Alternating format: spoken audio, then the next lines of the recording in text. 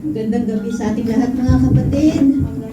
Tayo po ba ay nagagalak sa gabi nito mga kapatid? Tayo po ay dadako sa pagbibigay ng ating handog at kapo. Nais ko pong basahin dito po sa 2 Corinthians chapter 9 verse 6. At ito ang ibig kong sabihin, ang naghahasik ng bahagya ay mag-aani rin. At ang naghahasik ng sagana ay mag-aani rin ng sagana. Maliwanag po naman po yung sabi po dito sa Biblia na kung ano po yung inihasik natin, ganun din po ang porsyon ng ating yun po. At mas maganda po pala yung maghasik po tayo ng madami para maraming blessings na matatanggap. Ito po yung sabi nito.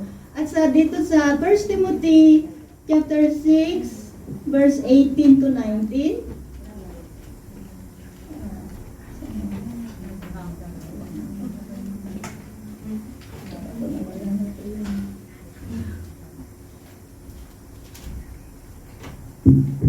Dapat silang gumawa ng mabuti, maging mayaman sa mabubuting gawa, bukas ang palad at handang mamahagi.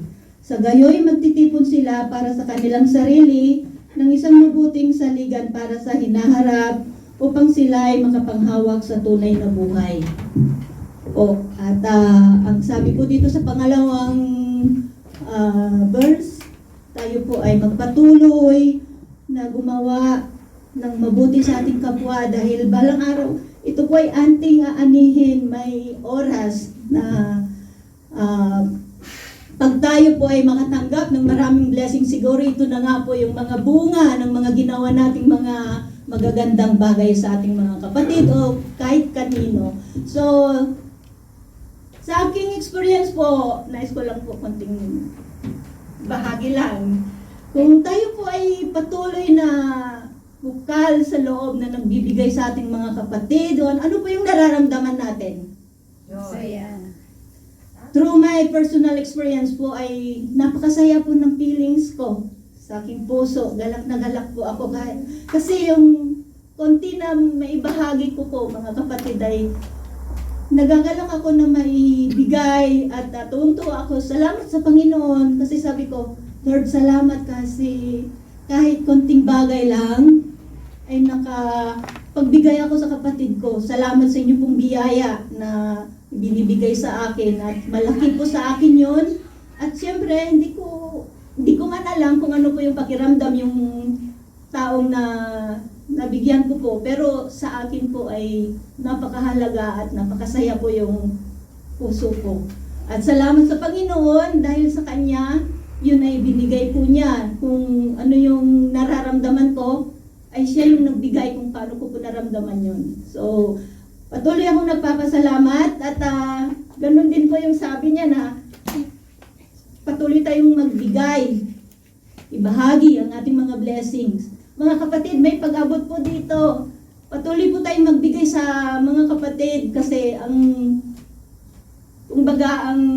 natutulungan nito ay yung mga kapatid nating hindi po nakakapag-trabaho, yung mga nangangailangan po talaga. At tuwang-tuwa po ako kasi sa group natin, nakita ko na may isang recipient ba na nabigyan muli.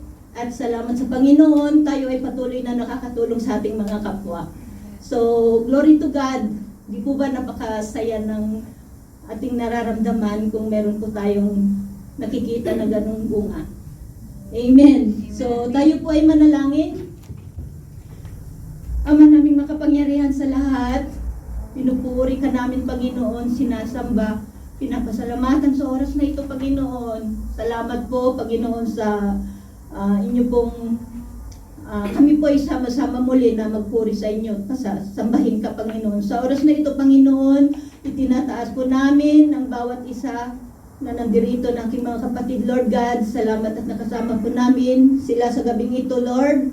At sa aming kagalakan ngayong gabi ay tunay po, Lord God, na umaapaw. Salamat sa inyo pong presensya, Panginoon, na aming nararamdaman ngayon, Lord God. At sa gabing ito, Lord, itinataas po namin ang handog at ikapon ito, Panginoon.